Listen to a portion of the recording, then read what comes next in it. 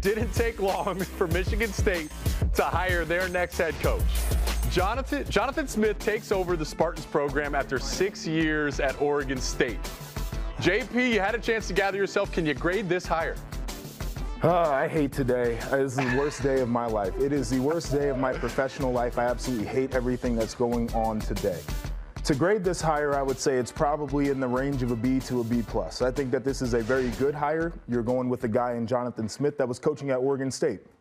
That is a program where you have to develop. It's really hard to recruit there. You're not going to have the top tier players, but you're going to be expected to compete like they've done the last few years. I look at Michigan State as a place that could probably get a better level of recruit, but it's still a little bit difficult to recruit there with the expectation of a program that's had success in the past. They made it to a college football playoff in 2015. The other thing that I love about this is you're hiring a guy that was at program number 2 in his state. You've got Oregon, you've got Oregon State. Well, what are you at Michigan State?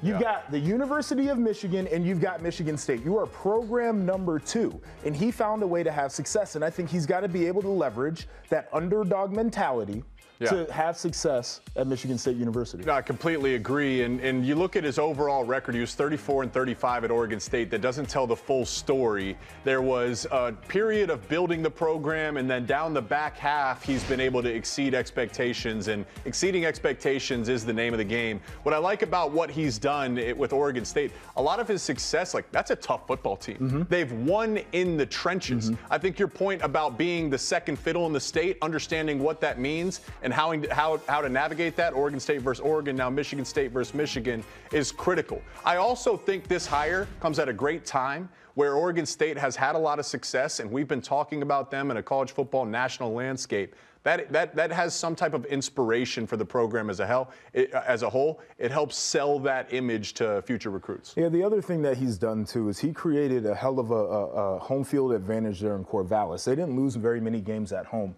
And I think when you're playing in East Lansing, when I played there, it was a hell of an environment to have to play in. The sidelines are real tight, and the fans are all liquored up and ready to go. And I think that he can bring that back to East Lansing, because the few times that I've been there in the last couple of years, it did not feel the same. That stadium was clearing out far too early. The fans were not involved whatsoever. He needs to have that back. Yeah, the energy in the stadium was just down a little bit, you know? It definitely was down, but